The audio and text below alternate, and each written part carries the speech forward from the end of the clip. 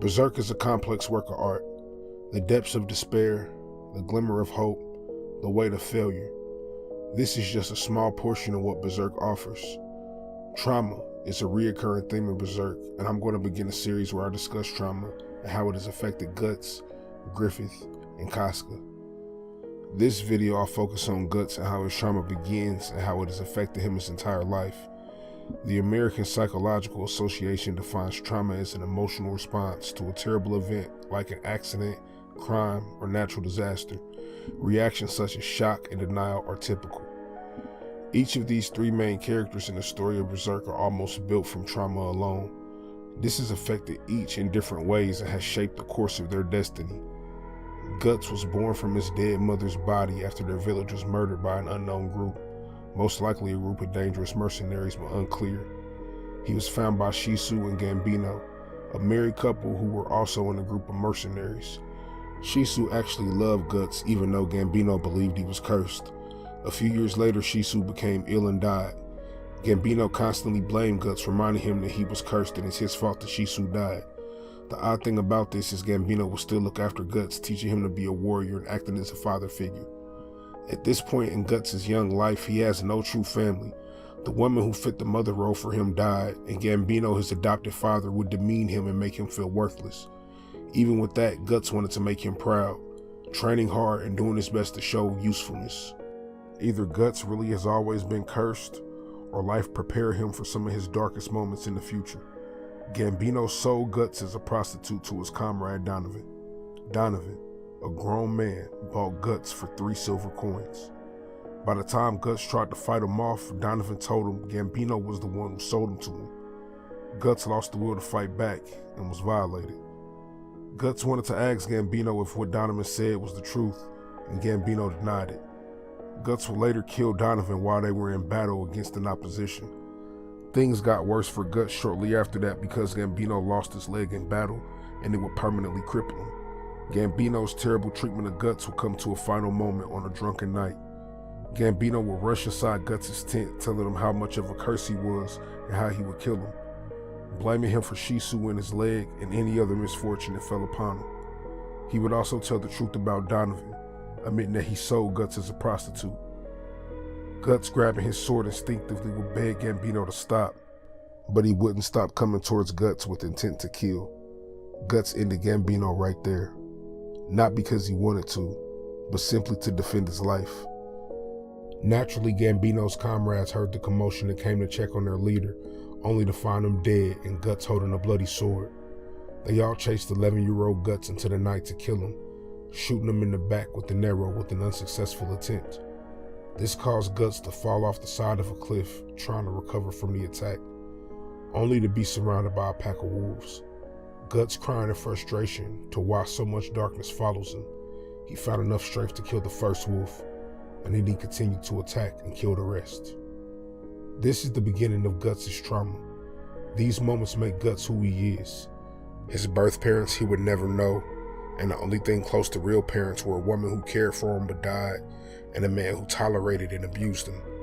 For the first 11 years of his life, he was essentially told he wasn't special, that he was a curse. Guts subconsciously carried this ideology his entire life. He never thought of himself as nothing more than a killing machine, killing to live. His most notable skill being his only reason to exist, but he never could think of himself as something more. It wasn't until he witnessed Griffith and his drive and his conviction up close that he would strive for more for himself. The next monumental traumatic event for him was being sold as a prostitute to Donovan. No child or human should have to be forced into acts they don't consent to. Something like this could destroy the mind of an adult, let alone a child. But not to only be assaulted by a predator, but to also be sold by your adopted father into the act. That deep betrayal and pain will leave a stain inside your soul. As we see Guts get older, he doesn't want anyone to touch him. Just that action alone will send Guts into an instant rage, ready to kill about being touched in the slightest way. Even after all that time, Guts can't trust people to touch him. He can't trust that someone won't violate him. This is a struggle until he begins to let his wall down with the Band of the Hawk. Guts still struggled with Donovan and Gambino in a nightmare as well. After his first battle with Zod and hearing Griffith's speech about living for his dream, Guts dreamed about the first monsters he had to kill, Donovan and Gambino. Even though they have been dead for a very long time at this point, that feeling, the darkness that still stained his soul, it still existed inside of him, still affected his psyche, still reminded of the fear that he felt as a boy. The horrific moment of being sexually assaulted as a child naturally played a role with him losing his virginity to Casca as well. He almost choked Casca too long during their moment of intimacy. With him only knowing sex to have a nature of power and dominance, he instinctively matched the energy that he knew. The last traumatic piece to Guts' childhood was to have to kill Gambino and almost being killed for it. The entire relationship between Gambino and Guts was abused, mentally and emotionally the most. Fighting for your father figure's love and approval, only to be told you're worthless and not good enough. Even then, Guts still fought to impress Gambino. Gambino not only sold Guts as a prostitute, but let him know he did it and that he didn't care that he did. For a child to go through so much pain and to know the only man you've known as a father will never love you is heartbreaking. Not only never love you, but will contribute to your darkest moments and suffering. It honestly is hard for me to think about. This moment ruined Guts' trust and faith in people. Guts didn't make friends or feel the need of other people until Bandit the Hawk, and the first meeting of the two would attest to that. Griffith had the Hawks pursue Guts after noticing his skill of fighting. Just the Hawks trying to recruit Guts cost Griffith men and made Griffith fight personally. Winning ownership over Guts with this victory, that's what it took to make Guts have a real relationship with people. This trauma has followed Guts and is a part of who he is. Although he learned to care for people and create bonds through his time with the Bandit the Hawk, it was that same group of friends that broke his heart, or should I say losing him to Griffith. He may have gained new comrades along the way like Isidro or Farnese, but he wasn't open to this at all.